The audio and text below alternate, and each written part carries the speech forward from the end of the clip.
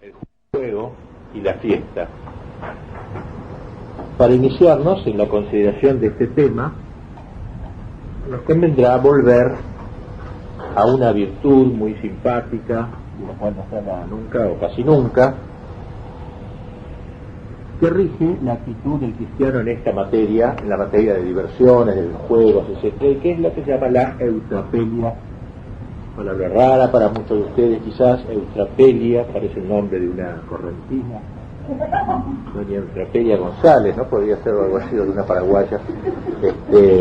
Pero es una palabra que la inventó Aristóteles, una palabra griega, para designar a un hábito bueno, o sea, una virtud pequeña, digamos así, la virtud que modera las diversiones y el juego, ¿no?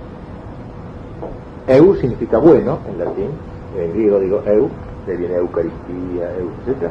Y trapelia significa, como se podría decir, moverse, como el girasol, que se va moviendo de acuerdo al sol, ¿no? Que comportarse, un buen comportamiento. Eutrapelia, ese sería el origen de la palabra en el griego original, y que la inventó, creo, no estoy seguro, pero creo que la inventó Aristóteles para esto precisamente, para esta virtud que caracteriza a los que gustan del buen humor y a los que se ubican bien, se ubican bien en el ambiente. Es decir, vamos a ver luego cómo hay posibilidad de vicios en contra de esta virtud, de, por ejemplo, ser bromista cuando no hay que hacerlo, o ser demasiado serio cuando hay que ser bromista. O sea, la virtud, como saben ustedes, reside en el medio siempre de dos vicios contrarios, dos defectos contrarios, ¿no es cierto? Por ejemplo, la fortaleza está en el medio entre dos extremos. Un extremo por exceso, que sería la temeridad. Cuando un león, me tiro en la boca del león, así eso no es fortaleza, es temeridad, es una locura, digamos, ¿no? Sería un pecado contra la fortaleza, aunque aparentemente es un acto de fortaleza. O al revés, la cobardía sería al revés, por exceso, por defectos, ¿no? O sea, todas las virtudes morales residen en el medio entre dos vicios. Y así pasa en esta pequeña virtud de la eutrapelia, que depende de la virtud grande, digamos, de la templanza, las cuatro virtudes cardinales: prudencia, justicia, fortaleza, templanza. La eutrapelia reside en el medio entre dos vicios, de que luego hablaremos, dos maneras de ubicarse mal, de no ser eutrapelia, ser mala, mal giro, no ubicarse como corresponde. Bueno, esta palabra entonces la inventan los griegos, y después sufre en la historia una especie de olvido, porque tanto San Pablo, que en alguna epístola la nombra con un sentido medio malo la palabra eutrapelia, como el macañador, el que está siempre bromeando, lo toman en un sentido así más efectivo a la palabra. También los padres de la iglesia no miran bien, pero Santo Tomás, en la Edad Media, rescata la palabra de Aristóteles y la explica muy bien, y eso, en base a él, voy a hablar de esta virtud, que es la que tiene que ver con los juegos, con la fiesta, con todo eso. Ya los antiguos caracterizaban al ser humano, así como se dice hombre racional, que es el hombre animal racional, lo caracterizaban como homo ludens, decían los latinos, hombre que juega. O sea, parece que es muy propio del hombre el jugar. El juego es algo instintivo del ser humano. Me refiero a los juegos primitivos que tenemos, no me hablo de los deportes, hablaremos de eso luego, como se entienden hoy. El hombre es un ser que juega, no es simplemente una persona que está siempre serio, siempre estudiando. También es eso, el hombre debe ser un momento de estudio, pero el juego es algo instintivo en el hombre, no es algo que hay que enseñarle a contrapelo, digamos, ¿no? De lo que uno es. O también se lo llamaba homo ridens, hombre que ríe. El hombre era, una característica del hombre es la risa, el saber reírse de una cosa. Pues bien, la eutrapelia, que es la virtud que rige estos momentos de esparcimiento, tiene no poco que ver con el tema con el reposo, con el juego y con la fiesta de los que vamos a hablar. Una virtud plenamente integrable en la moral cristiana. Porque algunos piensan que el cristianismo es una religión triste, digamos así, que parece no permitir para nada, mirar con osquedad el juego, la fiesta, como si fuera a perder tiempo, cosas por el estilo. Hay algunos que tienen esa visión negra del cristianismo, que no corresponde a la realidad ni del evangelio ni de la enseñanza de la iglesia. El cristianismo propiamente es gozo. Ya veremos que ese gozo también pide la cruz, ¿no? Pero es un gozo profundo. El cristianismo es fiesta, es felicidad. Claro que una fiesta, decíamos entonces, que pasa por el Calvario, ¿no? Una fiesta simple, pura fiesta, puro jolgorio, no es así el cristianismo. Pero que sí a pesar de pasar por el Calvario y por la cruz, se encamina a una felicidad última, terminal, que es el cielo. El cielo es la felicidad perenne, permanente, donde Dios, como dice el Apocalipsis, se enjugará toda lágrima. O sea, ya las lágrimas que podamos haber procedido en la tierra serán enjugadas por Dios mismo, como quien dice, y nos introducirá en el cielo, que es como la fiesta final del cielo, que es la plenitud de la felicidad. Decíamos que algunos espíritus así, cristianos demasiado adustos, demasiado serios, seriotes, les parece que el juego y el espíritu lúdico, o sea, el espíritu del juego, son incompatibles con la seriedad de Dios, con la seriedad del cristianismo, de la revelación cristiana. Incluso algunos teólogos llegaron a preguntarse, los escritos, si Cristo alguna vez se habría reído. Dios a la pregunta, el Evangelio no dice que se haya reído en ningún momento, y concluían, así con una apergaminada seriedad, digamos, que nunca rió. ¿De dónde sacan eso? No sabemos. ¿Será Dios incompatible con la risa? Y vamos a ver cómo no es así, Quizá causa extrañeza, pero la misma creación del mundo y del hombre puede ser considerada como un gran juego divino, que parezca raro esto que acabo de decir, como si fuera un juego divino, ¿no? La creación, la redención. Así nos describe el libro de la sabiduría el acto creador. Dice: yo estaba allí como arquitecto, dice la sabiduría, y me deleitaba todos los días jugando en su presencia en todo tiempo, jugando en el orbe de la tierra. Es decir, el Hijo, que es la sabiduría del Padre, juega esplendorosamente delante de Dios. Así que miren dónde se puede remontar el tema. La sabiduría como un juego, la creación es un acto, es como un juego de Dios. Dios juega. Yo a veces pienso eso, que Dios cuando hizo bichos tan raros y pavos reales y cosas, es como un juego. Dios tenía que, en el buen sentido de la palabra, no en el sentido de un capricho de Dios, ¿no? Pero fíjense toda la gama de animalitos que creó, jirafas, altísimos. Yo creo que era bromista Dios también, bicho tan alto, con esa, ¿no? Otros estos ositos tan curiosos y monos y todo, ¿no? Que hizo Dios para hablar del género animal, no va solamente. Por eso entonces parece como que Dios de alguna manera jugaba, y la sabiduría, o sea, Cristo, el Hijo de Dios, el Hijo eterno de Dios, en quien ha sido todo creado, digamos así, juega esplendorosamente delante de su Padre, ¿no? De sus padres. La creación es un acto eminentemente gratuito, como ustedes saben. Ninguno de nosotros, ni ningún animal de la creación fue creado por un deber de Dios, y no estaba obligado.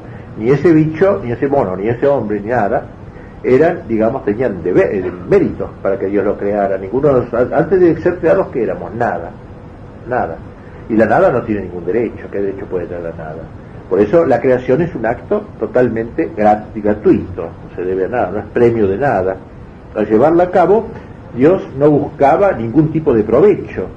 ¿Qué ganaba Dios con que hubiera monos, plantas, animales, astros, cielos, hombres? ¿Qué ganaba Dios? Ningún provecho. Él era feliz, eternamente feliz, no necesitaba de nada, ¿no? Él no tenía ninguna consecuencia utilitaria eso que hacía, no le daba ninguna utilidad para Dios. Creaba por puro gusto, para complacerse en lo que hacía, por mera exuberancia, como dice San Juan de la Cruz, para vestir al mundo con su hermosura. O sea que Dios, al crear, va como pasando y va dejando vestidas a la crear las cosas con su hermosura, con su belleza. De ahí el lujo desbordante de las especies, como dije antes, la variedad de los animales, de las plantas, la diversidad de los cantos de los pájaros. Todo ese detalle. No hizo un gorrión, todos gorriones, sino hizo miles de pájaros y de cantos y de cosas. La inagotable paleta de los colores que vemos en la creación, verde, oscuro, claro, todo, no. Dios no era como en la China, no todos deben vestir igual, ¿no? Todos hombres y mujeres visten todos igual, no. Dios no fue así. Tuvo una desbordancia en la creación, un verdadero derroche, ¿no? De generosidad y de belleza que Dios repartió. Bueno, gracias.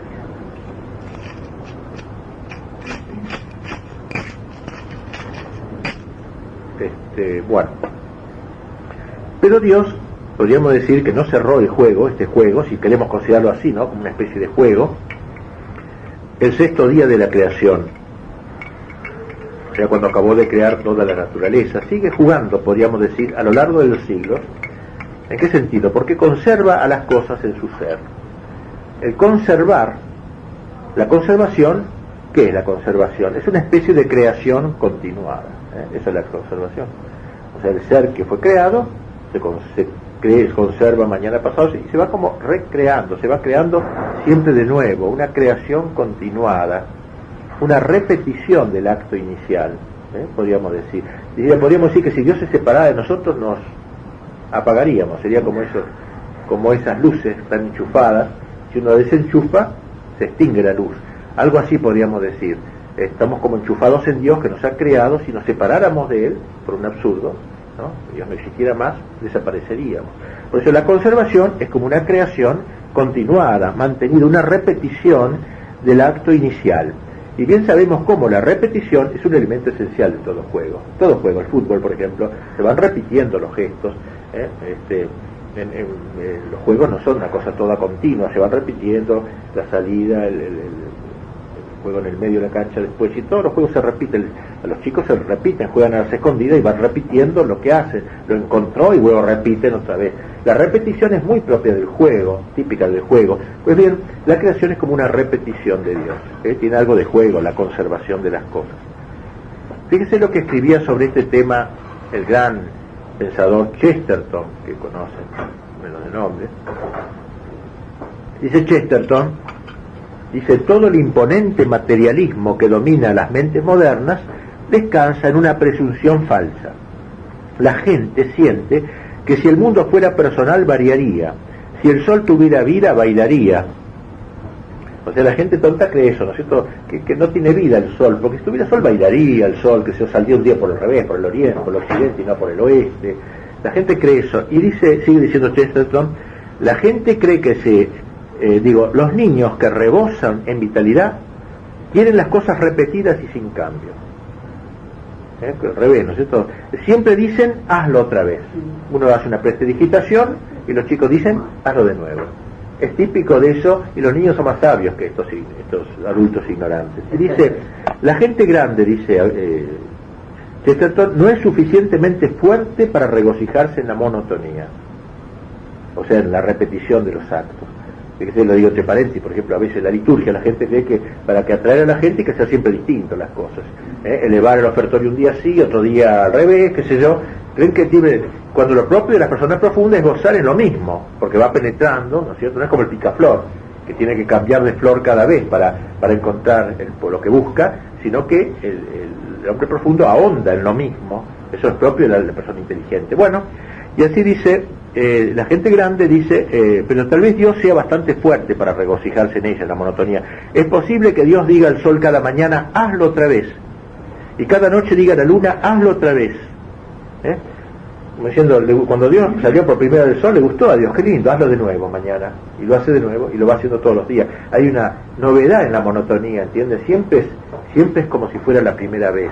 Entonces muestra a Dios como jugando con él, jugando no en el sentido burlesco de que se burla, no juega, como decimos despectivamente, no, sino que juega en este sentido más noble de la palabra.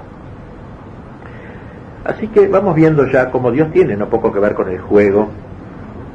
Dios no es como una máquina que siempre produce los mismos chorizos, ¿no? Sino que hay en él algo de juego, en el sentido más noble de la palabra juego. Y si vamos a Cristo, vemos que en la vida de Cristo, que Cristo no carecía de humor, se ve en algunas páginas del Evangelio. Cristo tenía humor, hacía chistes. Por ejemplo, cuando dijo, yo un rico, es más difícil que un rico que un camello pase por el ojo de una aguja. Es una especie de chiste, digamos, ¿cierto? Una ocurrencia de Cristo. Podría haber decidido, ningún rico va a entrar en el cielo. Una manera formal y cerebral de decir, no, dice, no, más difícil eso que pase un camello por el ojo de una aguja, para una cosa. O con también los desarrapados de la parábola que llenan el banquete de bodas preparado para el hijo del rey. O sea, Cristo tenía humor también cuando hablaba. De hecho, los espíritus volterianos, es decir, que se burlan de la iglesia, o descreídos, se burlan de las parábolas evangélicas, sin percatarse de que no son sino como un desafío a ese racionalismo exagerado de los pseudointelectuales y a la afectada gravedad de los tipos serios o apergaminados que nunca son capaces de sonreír, ni de reír, ni de nada.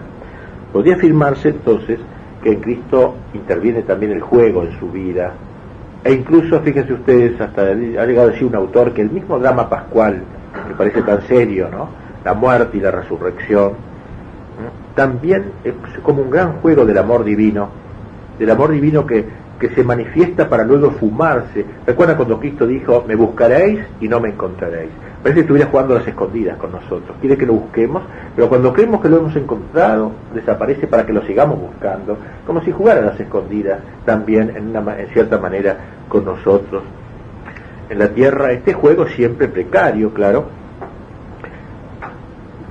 y por eso acá el juego nunca será, porque una vez morimos y ya se acaba ese juego, pero nunca el juego dejará de ser un preludio. Miren que la palabrita está, preludio, pre-ludio, que es decir, prejuego, ludo es juego, lúdico, ¿no? Preludio.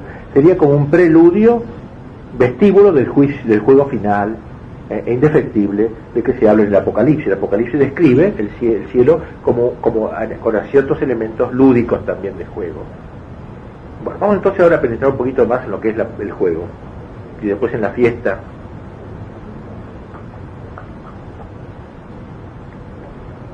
Hay un pensador holandés, protestante creo, llamado Huizinga se dice, pero nadie lo pronuncia así, Juan Huizinga, que escribió un libro que se llama así, Homo Ludens, el hombre que juega.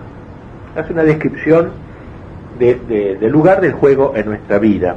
Se ha traducido al español por el nombre de El juego y la cultura. Él mostró cómo en las sociedades tradicionales, o sea, cuando la sociedad del serio, no como ahora que es una jarana, la sociedad está todo esto está articulada, en las épocas así que la sociedad estaba bien constituida, jerárquicamente organizada, etcétera, él muestra cómo, por ejemplo, la sociedad griega, la sociedad medieval y otras, él muestra cómo todas las actividades humanas, y más las que cuando son cristianos, en la época cristiana, estaban asignadas por el espíritu del juego. O sea, todo había siempre una cota de juego en todas las actividades humanas. Y a lo largo de jugosos capítulos de este libro interesante, va mostrando, por ejemplo, la relación del juego con la cultura, la relación del juego con la universidad, con el teatro. El teatro tiene mucho de juego también, disfrazarse de Napoleón y de qué sé yo. Hay un juego en todo eso, en el teatro. También la poesía, la música tiene elementos de juego. La milicia, la misma guerra en época clásica tenía un cierto juego. Por ejemplo, como los chicos cuando juegan, dice, hasta acá hay que jugar a la mancha, pero de aquí no puedes pasar. Ahí en las guerras también había, por ejemplo, días que no se peleaba y jugaban al fútbol. Por ejemplo, la última guerra humana que hubo, la guerra del 14, había días que no se peleaban y jugaban al fútbol los contrincantes. O sea, tiene un cierto carácter lúdico también la guerra, ¿no? O en la jurisprudencia, donde los jueces solemnes se revisten, en Inglaterra, sobre un país muy tradicional, se reviste con peluca, como para mostrar que ahora no son el hombre de la calle, no son H cualquiera, ¿no es cierto? Sino que son tipos que quieren revestir la justicia, quieren mostrarse. Es una especie de juego también eso, un juego lindo, un juego elevado, propio de estas sociedades, ¿no?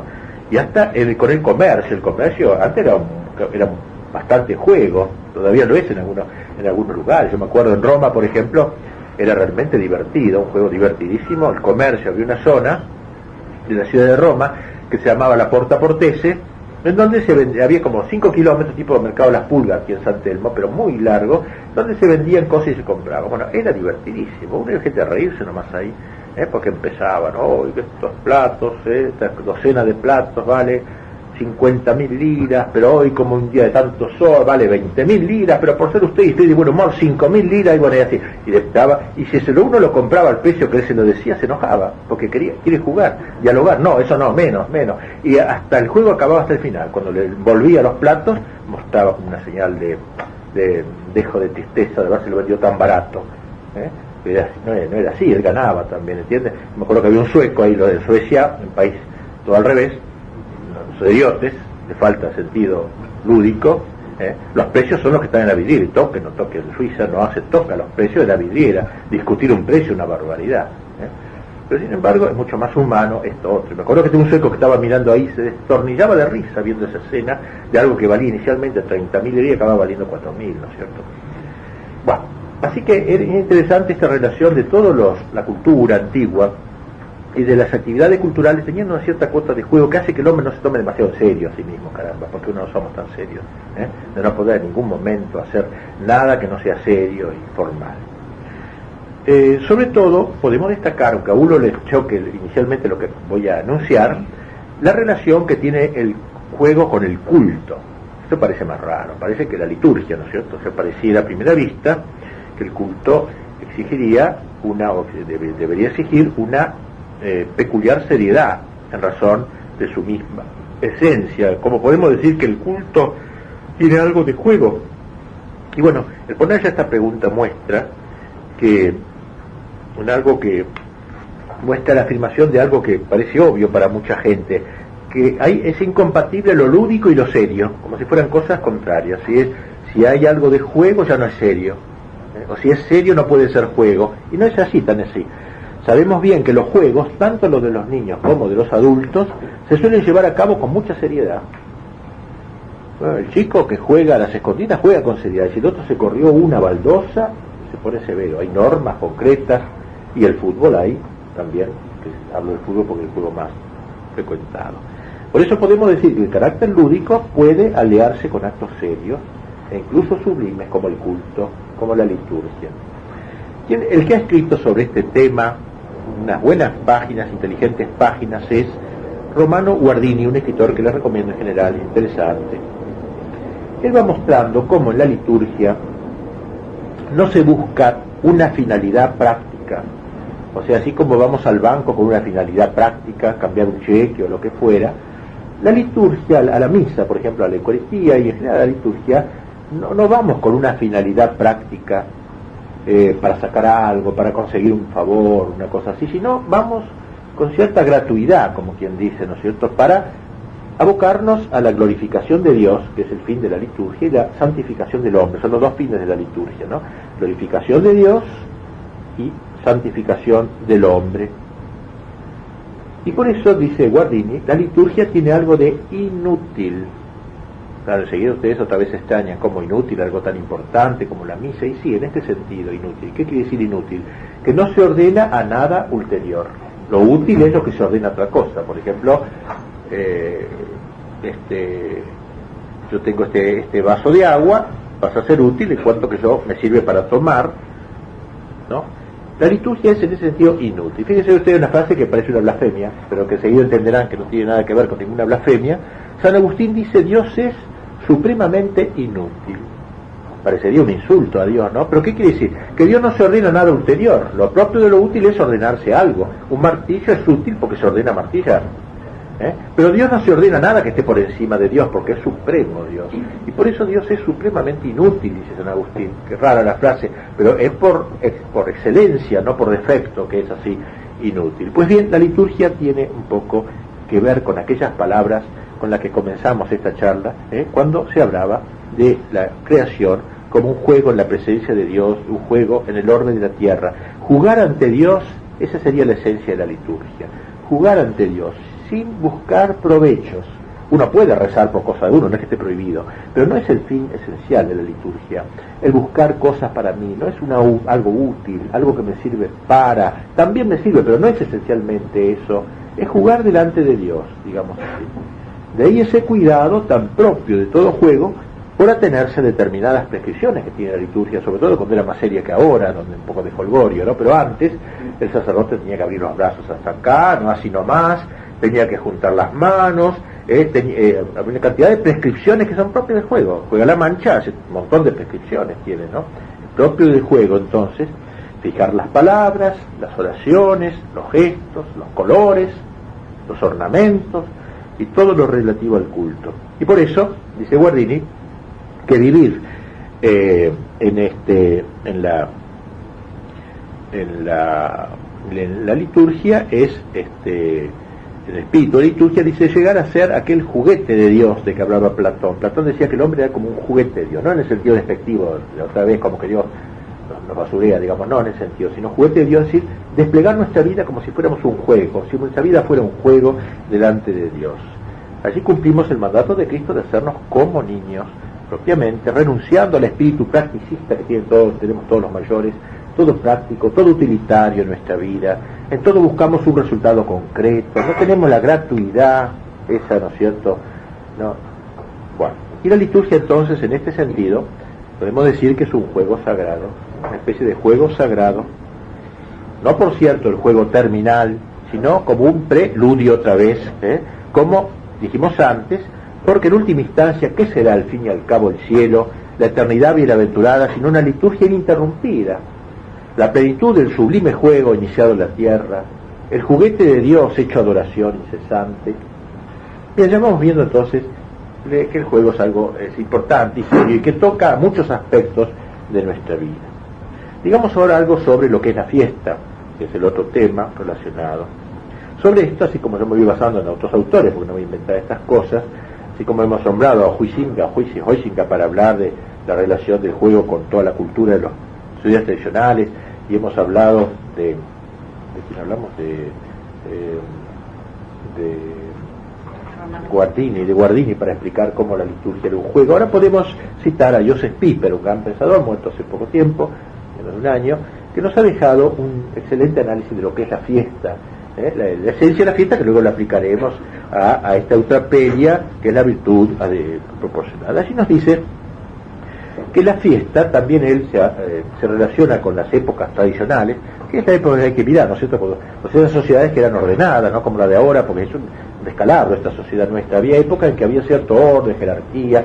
Bien, mirando esas épocas, advierte Piper que la fiesta siempre estaba unida a instancias trascendentes, es decir, nunca la fiesta era una cosa solo de la tierra, tenía cierta relación con las instancias más elevadas. Y dice Piper que cuando se corta esta religación de la fiesta con lo trascendente, entonces se vuelve la fiesta un sinsentido, la fiesta pierde su sentido.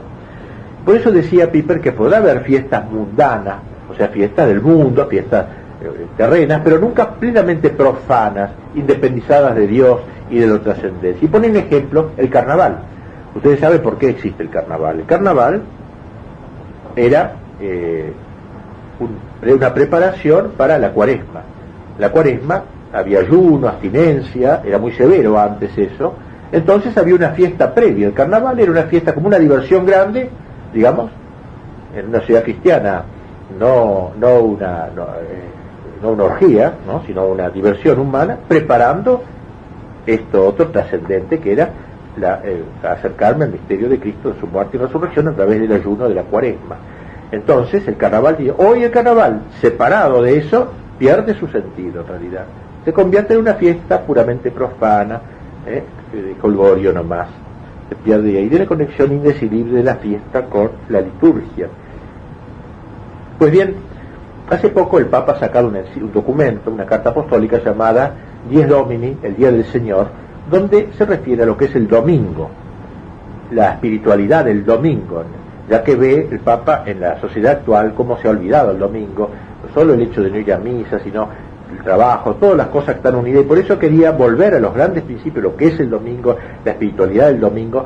Y bueno, el Papa ahí señala que el domingo es el verdadero día de fiesta del cristiano, día de fiesta verdadero. Así como en todo el espacio que hay, todo el mundo, cuando uno quiere hacer una iglesia, ¿qué hace? Recorta un espacio, vamos a decir, ¿no es cierto? O sea, un barrio o una manzana, y ese espacio lo dedica a Dios, y es un espacio sagrado. Así también el tiempo, en el tiempo largo que tenemos, entre los sábados, domingos, todo el año, también la iglesia recorta un tiempito que es el domingo, para cumplir el tercer mandamiento, de ir a misa los días de precepto y domingo. O sea, el domingo es como un recorte del tiempo, se corta el espacio para hacer un templo, una iglesia, y se recorta el tiempo para las fiestas cristianas, para el domingo, del que Papa se va a la fiesta del domingo.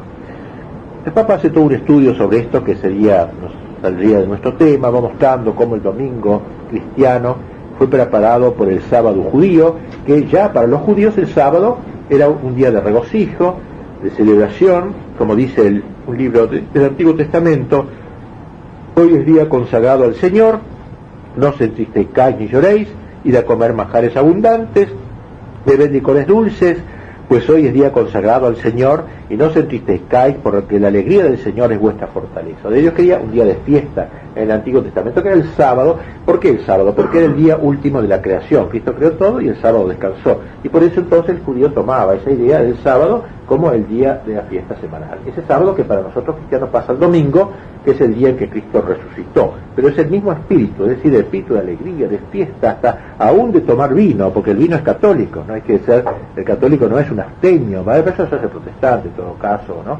Ni nada, ni maometano. Cristo lo eligió para consagrarlo en su sangre, no es chiste el vino, lo eligió entre todas las criaturas, eligió el vino para eso. Y el Papa en su documento sobre el domingo nos muestra cómo su celebración ayuda a entender el sentido del tiempo en nuestra vida, ese tiempo que va pasando, días, meses, semanas, meses, años, frente a la cruel concepción que tenían muchos griegos de lo que llamaban el eterno retorno. Es decir, ellos creían que el tiempo, digamos, yo vivía ahora, uno vivía un tiempo y después era como una circunferencia y empezaba de nuevo, ¿no? Con tipo reencarnación o cosas por el estilo. Eterno retorno, Nietzsche decía eso también, ¿no? O sea, las sociedades también tienen un eterno retorno, llegan a una declinación y otra vez empieza una época de oro y así, y nunca termina el tiempo, ¿entiendes? Porque el círculo está cerrado, el círculo no tiene apertura ninguna, ¿no? Y por eso eterno retorno. Pues bien, el tiempo condenado a repetirse una y otra vez, el domingo, dice el Papa, muestra que no es así, que nuestra concepción del tiempo es lineal, no circular, y el domingo es el día, es la fiesta de las fiestas, ya que según dice el Papa, es como una flecha el domingo, una expresión poética, dice como una flecha recta que penetra los meses, los años y los siglos, orientándolos hacia el fin de la historia. El domingo es como etapas, una flecha que va como señalando eso para nosotros los cristianos, por lo menos. Dice el Papa, la santificación del domingo responde no solo a la necesidad de descanso, sino también a la exigencia de hacer fiesta propia del ser humano. El Papa cree que la fiesta es algo propio, íncito en el ser humano. Por desgracia, dice el Papa, cuando el domingo pierde el significado originario y se reduce a un punto final de la semana, como pasa hoy en la sociedad nuestra, ¿no? Puede suceder que el hombre queda encerrado en un horizonte tan restringido que no le permite ya ver el cielo. Queda el hombre enfrascado en esta tierra, no más preocupado que de las cosas de la tierra. No hay fiesta, hay trabajo todo el día, no hay ocio, no hay descanso. Entonces, concluye el Papa, mire qué linda frase, aunque vestido de fiesta, interiormente es incapaz de hacer fiesta. O sea, el hombre moderno de holgorio acá, fiesta, festichuca, todo de acá para allá, pero en el fondo no es capaz de hacer fiesta en el sentido más noble de la palabra, porque ha cortado la relación de la fiesta con sus instancias que decíamos trascendentes, lo ha cortado de todo eso. Es una fiesta inmanente, una fiesta del mundo nomás, una fiesta que empieza y termina, pero no una fiesta que es como un jalón hacia la eternidad, como un kilómetro que se va poniendo a lo largo de un camino para llegar al término. Por eso el domingo es el día típico de la alegría cristiana. Hay un texto de la misa de la liturgia maronita, que es una liturgia católica pero no latina, que dice: sea bendito aquel que ha elevado el gran día del domingo por encima de todos los días. Los cielos y la tierra, los ángeles y los hombres se entregan a la alegría. Y el domingo es el día de la alegría cristiana, el día, ¿por qué? La palabra domingo, ¿de dónde viene? De dominus, de Señor. O sea, es una palabra relativa a Cristo. Fíjense ustedes qué raro que en otros idiomas no se dice así. Entre los romanos el domingo no se llamaba domingo, porque ellos no creían en Cristo todavía, ¿no? Era el primer día de la semana, se llamaba el domingo. Se le llamaba así, feria secunda, prima. Y aún hoy, entre los ingleses, por ejemplo, Sunday se dice domingo, me parece, ¿no? ¿Qué quiere decir Sunday? Día del sol. Así le llamaban los romanos. Así como viernes es el día de Venus y el jueves es el día de Júpiter, son todos nombres romanos antiguos, el domingo era el día del sol. El día del sol, Sunday. Y en alemán también, a ver cómo, Sonntag en alemán, domingo también. En cambio, entre nosotros, los países latinos, usamos la palabra domingo, que es muy linda, viene de Dominus, del Señor, de Cristo. ¿Por qué? Porque Dominus viene de dominar también en castellano, ¿no es cierto? El señorío. Bien, ¿por qué? Porque es el eco semanal de la resurrección de Cristo. Cristo resucitó ese día. Y por eso pasa del sábado al domingo en nuestra fiesta, ¿no? Ya no el sábado judío, sino el domingo cristiano. La resurrección trajo la alegría al mundo pecador, al mundo exhausto. Nos dice el Evangelio que cuando Cristo redivivo se apareció a los suyos, estos se llenaron de alegría al ver al Señor. O sea, la presencia de Cristo resucitado fue un foco de alegría para los discípulos. No en vano Cristo antes de morir les había dicho: estaréis tristes, pero vuestra tristeza se convertirá en gozo. O sea, estarían tristes los días de la pasión, pero el día del domingo, el día de la resurrección, su tristeza se revertiría en gozo. Y por eso, como lo señala el Papa, para comprender plenamente el sentido del domingo, hay que entender lo que es realmente la alegría cristiana. Y por eso también dice que el domingo, día de alegría y de vida y de resurrección, dice, es un día propicio para educarse en la alegría. Es decir, aprender a estar verdaderamente alegre. Una alegría estúpida de las farándulas, ¿no? Eso no, es una alegría demasiado superficial, una alegría profunda, ¿entiendes? Que uno puede reírse a carcajadas de la boca para afuera, ¿no? Pero para adentro estar desesperado. Se dan esos casos, se dan casos así. Y desesperado, y no dejan escapar ni un quejido de fondo, ¿no? Porque hay una virtuosidad del hombre moderno en buena parte, de mostrarse alegre, contento, como si no pasara nada, y estar muy, muy mal. En cambio, nosotros los cristianos podemos estar a lo mejor llorando en la periferia de nuestro ser, pero el fondo del alma debe estar anclado en la esperanza, anclado en Cristo, que es firme, y por tanto nunca debe ser tocado, esa napa más profunda del hombre, ¿entienden? Bueno, entonces decíamos que hay que educarse en la alegría. En este mundo moderno que ha perdido el sentido verdadero de la alegría, el cristiano debe educarse en la alegría, y según el Papa, el domingo ayudará a eso. Dice el Papa que no hay oposición entre la alegría cristiana y las sanas alegrías humanas. Claro, no se trata de eso, no te da ninguna alegría humana, ¿no? Claro, no. Pero esas alegrías humanas deben ser, dice el Papa, como transfiguradas por el gozo de la resurrección, es decir, como imbuidas de cristianismo, ¿no? Que no sean puramente alegrías humanas, aunque sean alegrías, qué sé yo, de un chico que aprueba un examen, pero aún eso esa alegría debe tratar de transfigurarla, de hacerla cristiana, no solamente la alegría humana, sino cristiana. El domingo es, como lo era el sábado y lo es todavía para los judíos, nuestro día de descanso. La fiesta y la alegría que lo acompañan son inseparables del descanso. Ya los antiguos exaltaban el valor del descanso. La sociedad moderna no le gusta mucho el descanso, le gusta a todos, nos gusta descansar, pero desde otro punto de vista, como es una sociedad tan abocada al lucro, que gana plata siempre más y más y más, les parece que un día de descanso hace perder plata. Fíjense que cuando en la Argentina desgraciadamente quitaron un montón de fiestas religiosas, los militares hicieron eso, pero de acuerdo con la iglesia, desgraciadamente, quitaron, ¿por qué? Por rendimiento económico, porque no tantas fiestas que el Corpus Christi un jueves, que yo quitar todo eso para rendimiento económico, digamos, sea que priva lo económico sobre esto otro. Y los antiguos valoraban el sentido, el valor del descanso, lo llamaban ocium. Nosotros traducimos ocio, pero la palabra suena fea, ¿no? Vagancia parece. Ellos entendían ocium en otro sentido. Era el tiempo que uno podía sacar del trabajo, liberarse del trabajo semanal, para dedicarse a la contemplación, digamos, o a la verdad, o al estudio. Y el trabajo, ¿cómo lo llamaban? Negocium, no ocio. Nosotros decimos negocio, ¿no?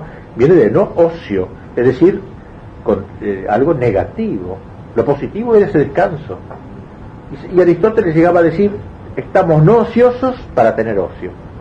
O sea, el trabajo se ordena al descanso, en realidad, ¿no? Y así entonces, contrariamente a la concepción moderna, según la cual el negocio es lo positivo, los griegos y los romanos utilizaban una negación para designarlo. Cuando Flaubert de León, aquel gran poeta español, escribía: qué descansada vida la del que huye del mundanal ruido y sigue la escondida senda por donde han ido los pocos sabios que en el mundo han sido, qué descansada vida, no pretende halagar, digamos, elogiar la molicie, ¿no? La vagancia, sino la contemplación, los sabios. El ociar no es el simple vegetar, sino el marco de una plena expansión espiritual. Bien ha escrito un autor moderno que una persona que se deleite escuchando, por ejemplo, a Bach, uno de los conciertos brandeburgueses de Bach, indudablemente no trabaja, no gana plata, pero tampoco se puede decir que está ocioso en el mal sentido de la palabra, pues su ocupación es noble, está escuchando, está gozando de la belleza. El germen de la creación artística, filosófica y teológica brota precisamente en estos estados que el hombre del trabajo, el hombre productivo, puede llamar ociosos, pérdida de tiempo, absolutamente. ¿Ya es hora? No sé cómo es la cosa. Corto. Bueno, está bien. Volvamos a nuestra Eutapelia, nuestra correntina querida, nuestra tía, como virtud moral que es, según lo dijimos anteriormente, se encuentra en el medio de dos vicios. ¿Cuáles serían estos dos vicios que se oponen a esta capacidad de divertirse, de ser centrado y ordenado en estos juegos, en estas fiestas? Santo Tomás pone dos, un pecado que se llama un pecado por exceso y otro pecado por defecto, como siempre, ¿no es cierto? Uno que se pasa más allá de revoluciones y otro al contrario que se queda demasiado corto.